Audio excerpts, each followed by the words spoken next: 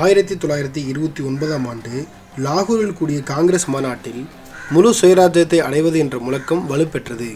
அதனைத் தொடர்ந்து 1930 ஜனவரி 26 அன்று முழு சுதந்திர நாளாக கொண்டாடப்பட்டது. பின்னாளில் அதுவே நமது குடியரசு தினமாக ஆனது என்றார் சமூக அறிவியலாளர் ஆறுமுகம். இந்திய அரசியலமைப்பை உருவாக்க மொத்தமாக 64 லட்சம் செலவானது. அரசமைப்பு சட்டத்தை உருவாக்கும் நோக்கில் இந்தியாவின் பல்வேறு பகுதிகள் அரசியல் கட்சிகளை சேர்ந்த 389 உறுப்பினர்களை கொண்ட இந்திய அரசமைப்பு நிர்ணய மன்றம் என்ற அமைப்பு 1946ஆம் ஆண்டு உருவாக்கப்பட்டது. இதன் தலைவராக முனைவர் ராஜேந்திர பிரசாத் தேர்ந்தெடுக்கப்பட்டார். ஜவஹர்லால் நேரு, சர்தார் வல்லபாய் பட்டேல், மௌலானா ஆசாத், எஸ். ராதாகிருஷ்ணன், விஜயலட்சுமி பண்டிட், சரோஜினி நாயுடு உட்பட பலர் இந்த அமைப்பில் இடம்பெற்றிருந்தனர். 15 பெண் உறுப்பினர்கள் இந்த அமைப்பில் இருந்தனர்.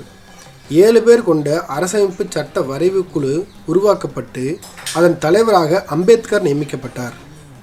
மேலும் இதற்கான ஆலோசகராக BN ராவ் நியமிக்கப்பட்டார். இக்குழுவின் முதல் கூட்டம் 1946ஆம் ஆண்டு டிசம்பர் 9ஆம் தேதி நடைபெற்றது.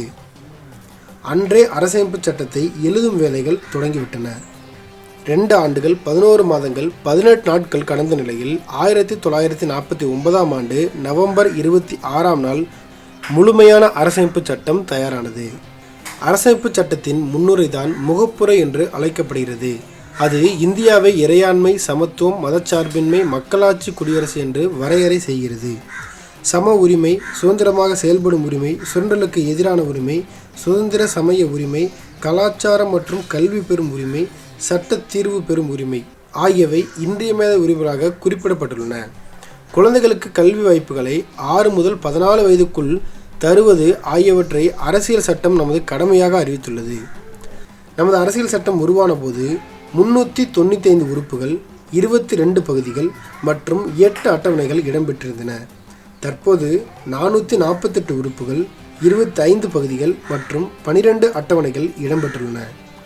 அரசமைப்பு சட்டம் 16/9/2016 வரை 101 முறை திருத்தப்பட்டுள்ளது.